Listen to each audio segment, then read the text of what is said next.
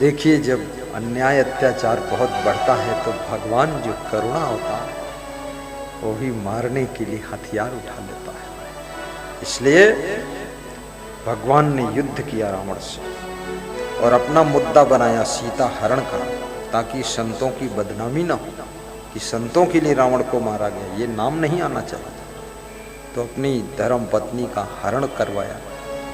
सब भगवान की लीला बताई जाती है, क्योंकि बिना मुद्दा बनाए अचानक किसी का मर्डर कर दो तो बदनामी नहीं होगी कि फालतू मार डाला, ये आदमी गलत है। तो मुद्दा बना और मुद्दा से फिर राम की जय जयकार हो गई और रावण की नैया डूब गई, खत्म। इसलिए सत्संग सुनो ताकि तुम्हारा मन रावण न बने, तुम्हारे जिंदगी में आसुरी प्रवृत्ति ना आए। आसुरी प्रकृति के जो प्राणी सत्संग में आना क्या जाने, आसुरी प्रकृति के जो प्राणी सत्संग में आना क्या जाने, जग में सत्संग बिना मानो। कोई आपने देखा है 2 साल का बच्चा बीड़ी पी रहा हो, 1 साल का बच्चा दारू पी रहा हो? कोई नहीं, कोई नहीं। लेकिन जी रहा है बिना बीड़ी के, दारू के, बिना सिगरेट के, बिना तंबाकू के, बिना सुपारी के, बिना नशा के। कोई 3 साल का बच्चा न जुआ खेलता न ताश खेलता है, जी रहा है, खुश भी है, तुमसे ज्यादा खुश है, उछलता है, कूदता है, सभी योगा करता है, इधर उधर टांग फेंकता है।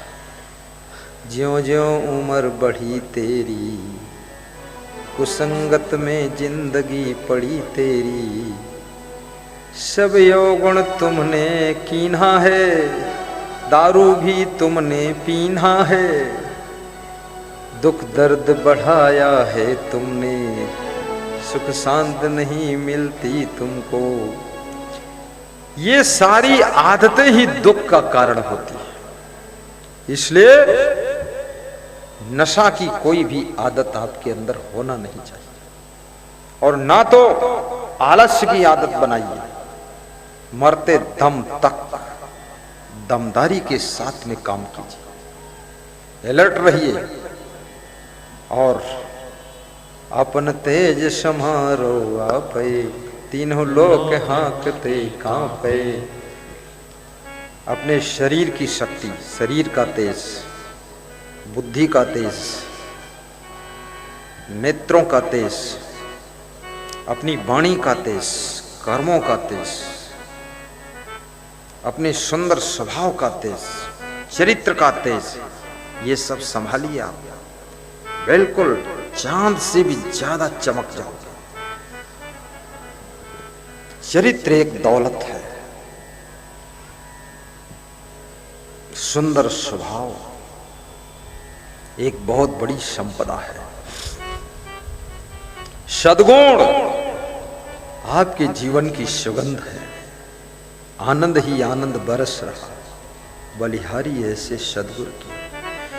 गांजा भांग अफीम चरस, बीड़ी सिगरेट पीने वाले, इन व्यसनों को जो ना छोड़ सके। गाइए, इन व्यसनों को जो ना छोड़ सके, मन बस में करना क्या जाने, इन व्यसनों को जो ना छोड़ सके। बहुत सुंदर लग रहा है, फील्ड बहुत अच्छी है, श्रोता बहुत अच्छे हैं, सब श्रद्धावान आए, फालतू कोई नहीं, कोई नहीं, कोई नहीं।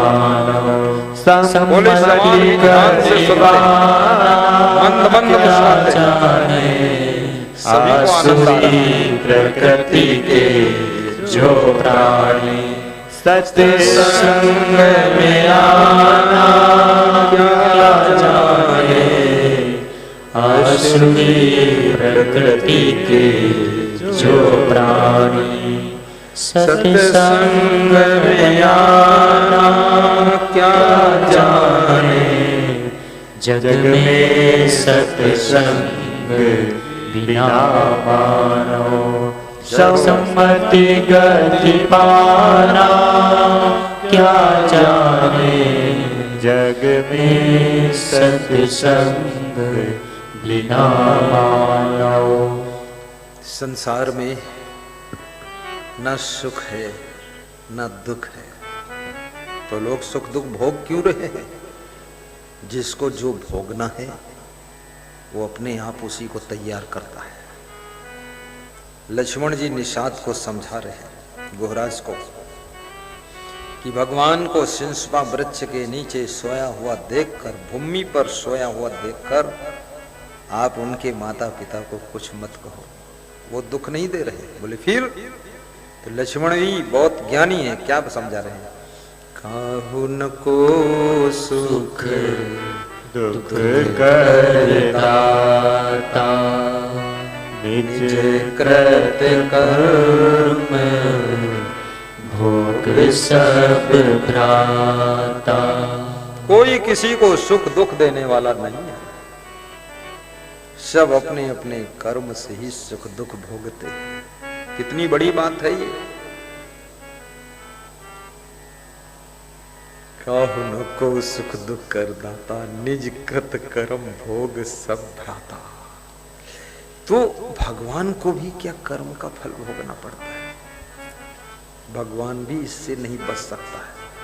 तो क्या भगवान का नाम लेने से तुम कर्म फल से बच जाओगे? तुम कैसे बचोगे जब भगवान खुद नहीं बच सकता?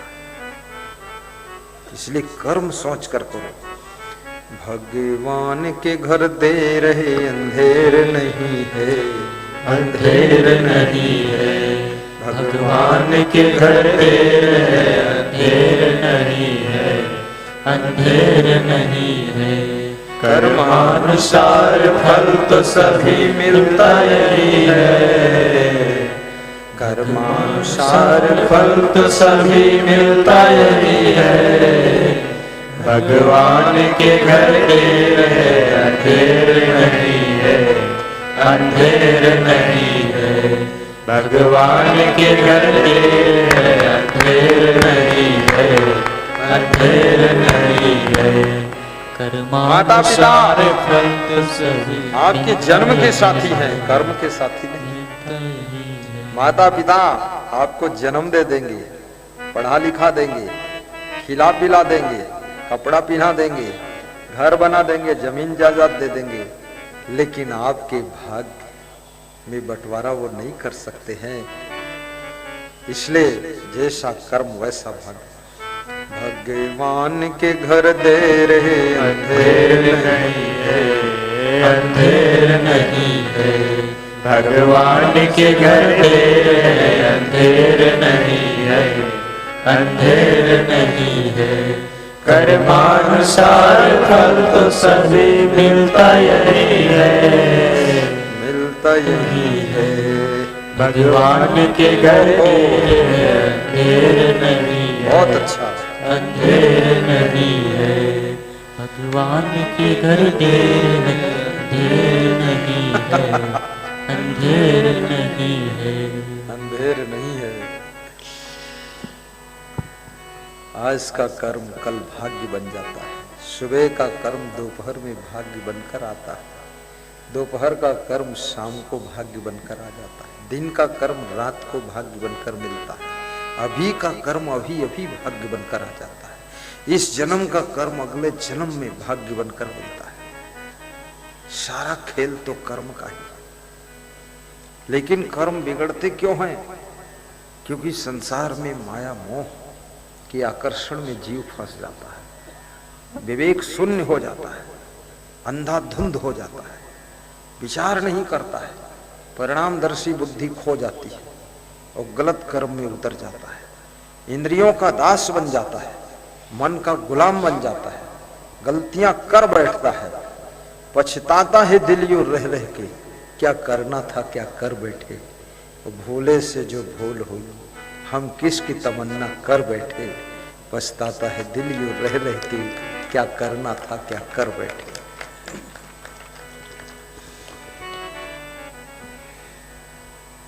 आपके भाग्य की रचना तो आप ही करोगे। एक बार की बात है, छोटी सी कहानी सुना देता हूं ताकि और अच्छा लगे।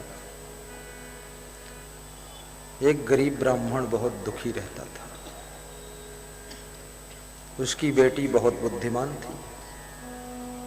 बेटी ने अपने दुखी पिता को देखा तो उससे देखे देखा न गया, सहे सहा न गया। कभी कभी आपकी बेटी बहुत सिंसियर माइंड की होती है और कभी कभी बेटी ही आपको दुखी बहुत करती है, और कभी कभी आपकी बेटी आपको दुखी देख नहीं सकती। कभी कभी आपकी बेटी ऐसी बेटी होगी जो आपके दुख को दूर भी कर देती है।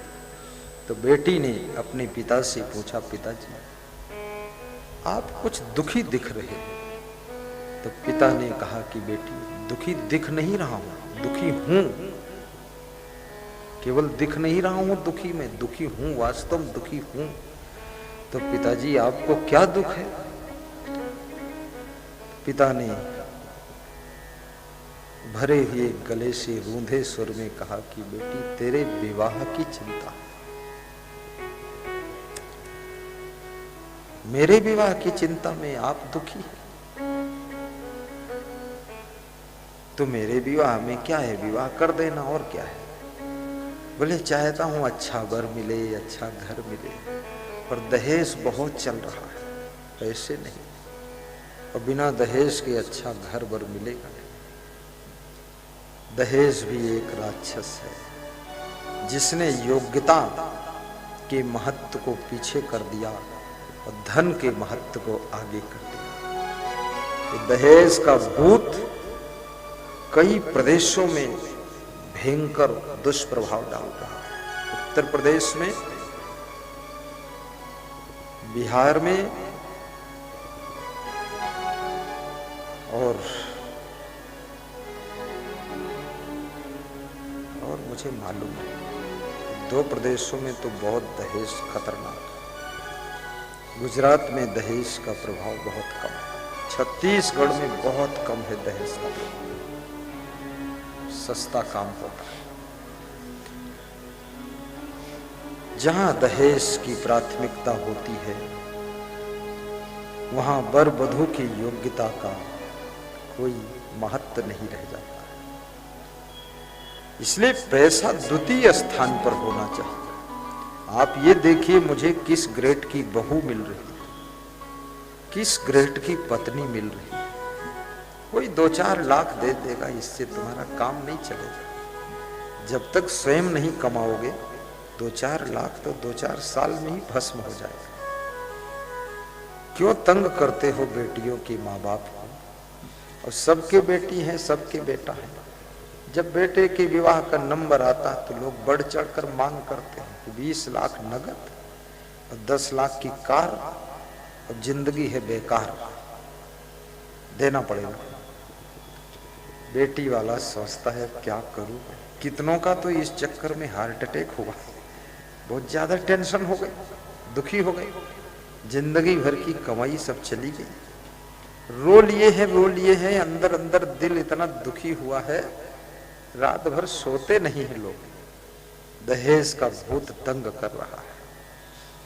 मैं निवेदन करूंगा, आपका भाग्य अगर फूटा है, कोई कितना आपको दहेज दे दे, पैसा दे दे, तुमको सुख नहीं मिलेगा।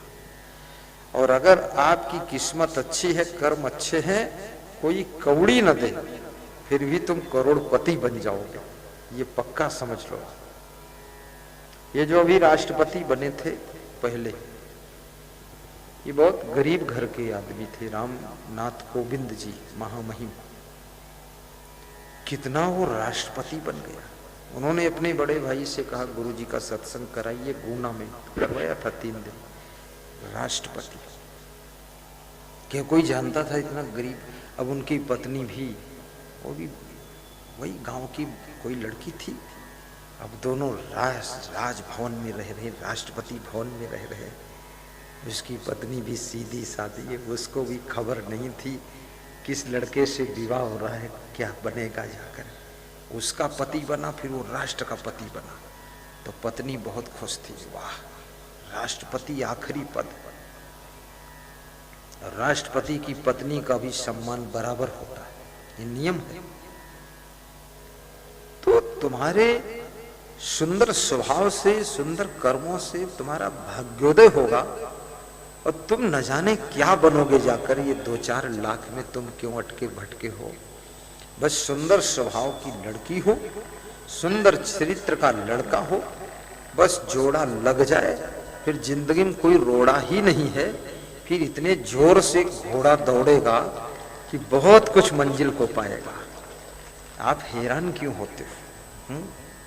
जैसे मैं साधु बना तो मुझे थोड़े पता था मैं प्रवचन करूंगा। ये तो बिल्कुल कल्पना नहीं थी, ध्यान में नहीं था, और ना था कि हम उमरम जाके सत्संग सुनाएंगे। ये भी नहीं था मन में कि हम गाड़ी में बैठकर चलेंगे। हमारा तो पैदल वाला था मामला, और बस चप्पल भी हमने छोड़ दिया था। छोड़ो बकवास, जब साधु बन रहे हो तो पैसे मिलेंगे कहाँ से? नंगे पांव चलो, तो नंगे पांव भी चलते थे, लेकिन कर्म अच्छे थे और सब बढ़िया अच्छा था।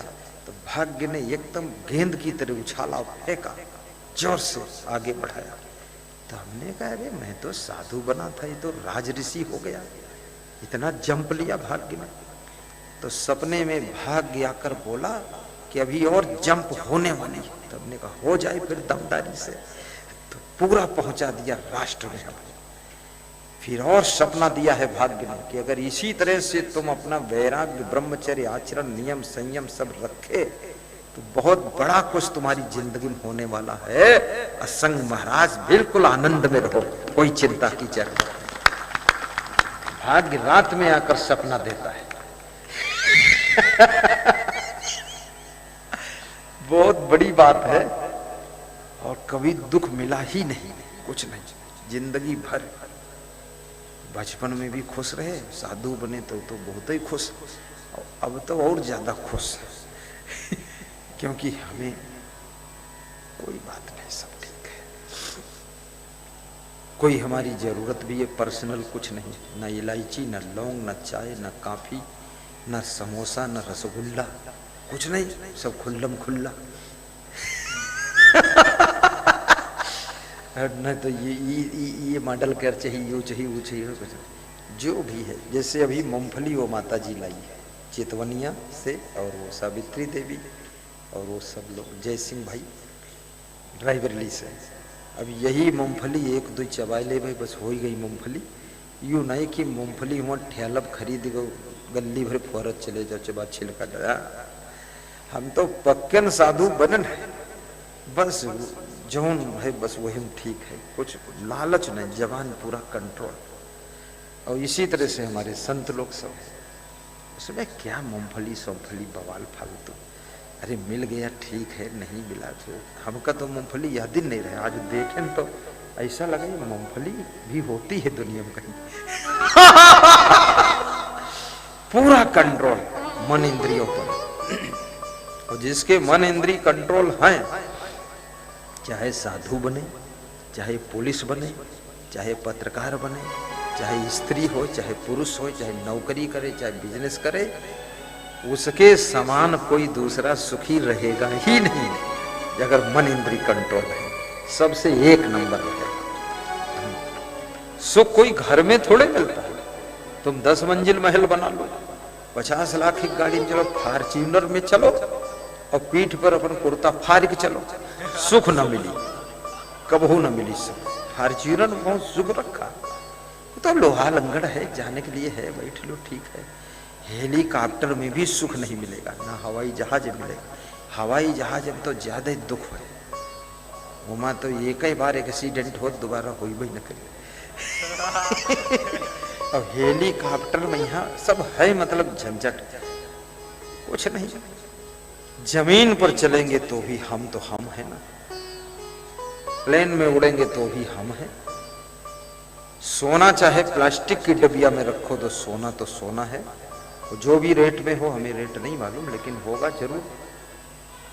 40-50 हजार रुपया तोला कुछ, जो भी हो, चाहे चांदी की डिब्बी में रखो तो सोना, और चाहे ऐसे मुट्ठी में कहीं के जेब में रख लो तो सोना, चाहे कान में छेंदू कहीं के पहिरो तो सोना, और चाहे नाक में छेंदू कराओ, और चाहे अंगुरी में छेंदू कराओ, सोना बोले सोना सोना है, छेंदू चाहे तुम जत्ते कराओ।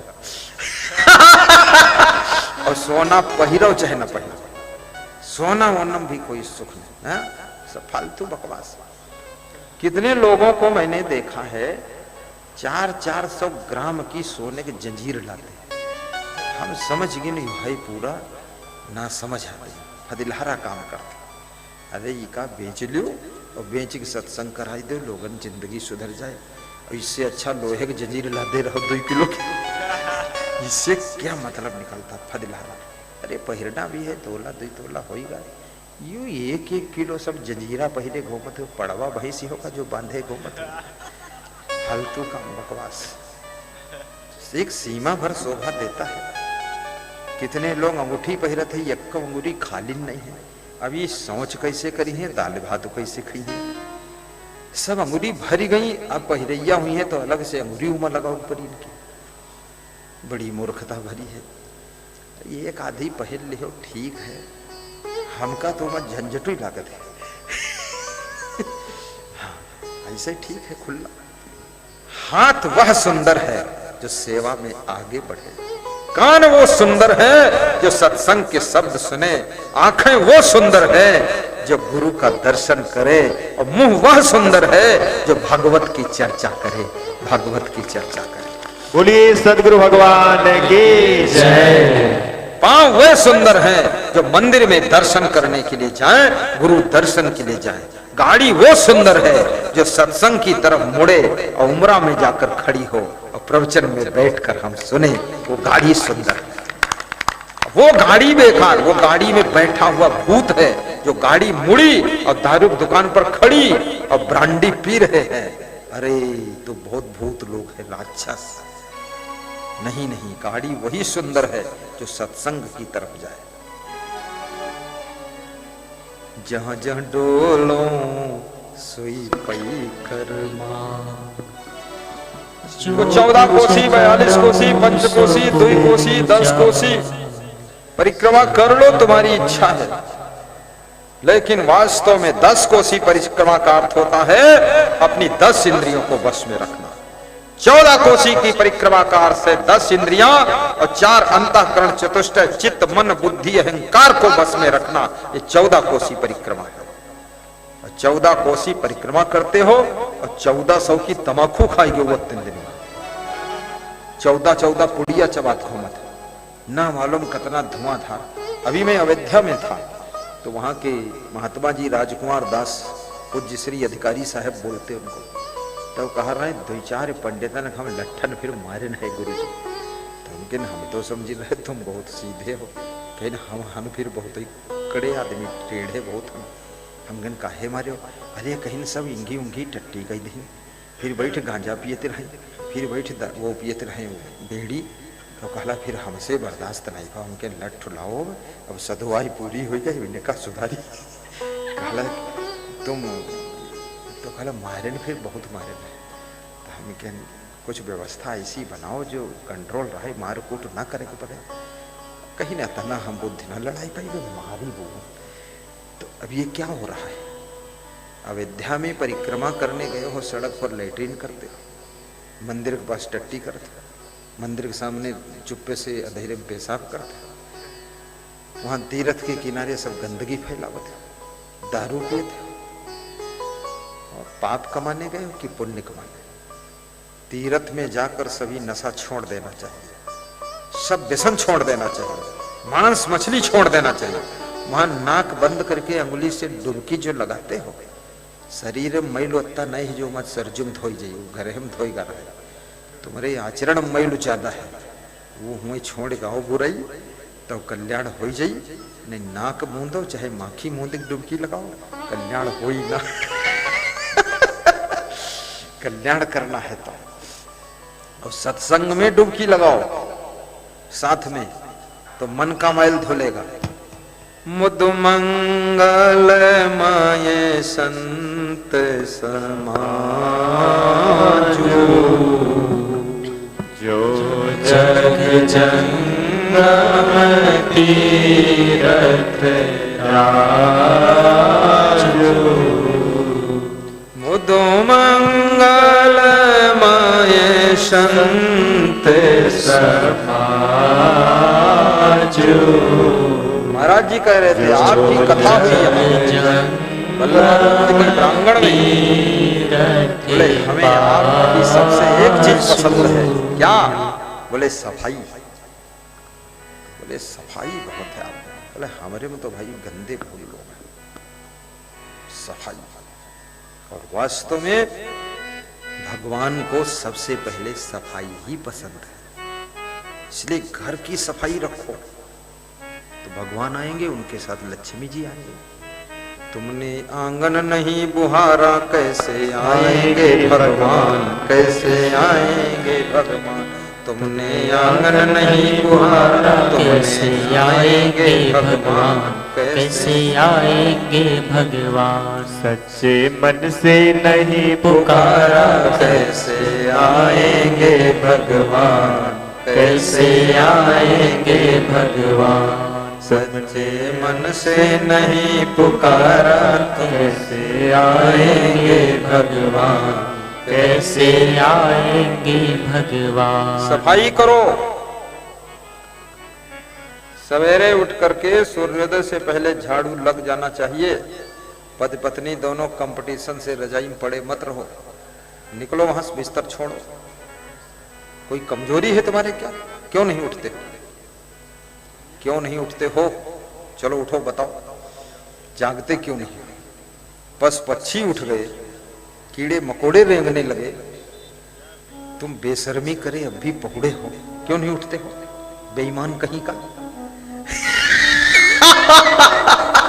तुम्हार रोग कबहू न मिटी, खूब गलफलवा बने रहो, गाल फुलाए रहो।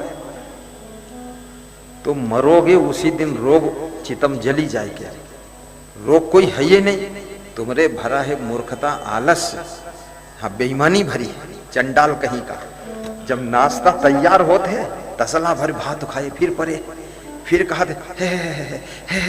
बुखार आएगा, बहुत ठंडी लगे, ये तसला भरे भात काहे खाए? क्यों खाते हो? उठते क्यों नहीं हो? तुमको उठाने में माँ बाप उसी में 1 घंटा लगे रहेंगे। कोई वेतन देते उठाने का? उठना नहीं है तो घर से निकल जाओ बाहर पूरा। मैं तो आदेश लगा देता हूं, जिसको वंदना में नहीं आना, चाहे कर्मचारी हो चाहे ब्रह्मचारी, सीधे निकल जाइए, जिंदगी में आना मत यहाँ। बेईमान कहीं का। खाने के लिए कोई नहीं कहता खूब खाते, सोने के लिए कोई नहीं बतावत खूब सोते। क्यों? साबुन लगावत कोई नहीं बताओ तो खूब 1 बट्टी पूरी रगड़ देते। और यू जागे के लिए तुमका को बताइए? ये बेईमानी अंदर है, मूर्खता। अब ये नहीं सोचते हो तुम जो गलती करोगे 10 लोग और सीखेंगे, पूरा घर सत्यानाश हुई कि ना हुई? घर बिगड़ेगा कि नहीं बिगड़ेगा? क्यों नहीं उठते तुम? और मेरे को कभी याद नहीं है कि मेरे माँ बाप ने कभी मुझको उठाया, कभी नहीं। बचपन से ही हम बहुत फास्ट और साधु बने। इसमें भी हम साधु बन गए, हमको क्या मतलब? ना तो लड़की ब्याह करे, ना कोई पत्नी, न पतना, न फूफा, न फूई, न फुआ, न मौसी मौसा, ठौसी ठौसा, सब बवाल खत्म। सब रिश्तेदारी बवाल है ही नहीं। लेकिन अब कुछ है नहीं तो क्या कोई यहाँ 100 साधु बने? साधु बन के धर्म की नाश मारे। खूब घुटना टेक टेक गांजा पिए थे और खूब भांग घोट घोट खाते हो और लाली पीली आंखी बनावत है और गोबरम पहुड़े हो और ऊपर से गोईतहिल जौने बौरब कोतवा न बैठी वो बौरब ओढ़े परे हो। लोग कहते बड़ा सिद्ध पुरुष है। सिद्ध ना, यू गिद्ध पुरुष है। ये कोई सिद्ध है? मूर्ख है पक्का। इनके दर्शन से तो जो आदमी तरई जाते हुई बहुत नरकम चला जाए। इनका दर्शन करना पाप है। साधु का मतलब है दुनिया वालों से भी अच्छा उसका आचरण, सोना, जागना, रहना, उठना, बैठना, साफ सफाई, सेटिंग सबसे टॉप का होना चाहिए। तभी तो साधु से सीखेंगे लोग। नहीं साधु कौन दमाद है क्या? इका काहे खीर पूड़ी खाओ, काहे मूंगफली चबुआ, काहे चना भूंज के लाओ। ऐसे ऐसे साधु खुद ही भूंजते हो, चना भूंजे कौन का? इनका खिलावे कौन जरूरत? पेड़ा बनाए बनाए ऐसे ऐसे इनका देव खाएं और तिके बहुड़े रहे। दुनिया का संदेश यह देते हैं कि भैंसा तो न परे रहो सवेरे। यह कौन सधुआई? हमारे यहाँ तो नालायक साधु होते ही नहीं, मैदान छोड़ी भागत का हर दुबरे प्रवचन में सब बेइज्जती हो जाती। हमके इज्जत है कहाँ जो बेइज्जती हुई? इज्जत हो तब तो बेइज्जती करी, जब धन होइए नहीं तन लुटा कैसे? पहले से ने इज्जत है नहीं जहाज तुम्हारे तेरे ढोंगी बने घूमत फालतू हिया भीड़ मचाओ। भंडारा खात की भंडा फोर करत। हमें कोई भंडारा खाए बद बुलाओ हम तो जाते ही नहीं।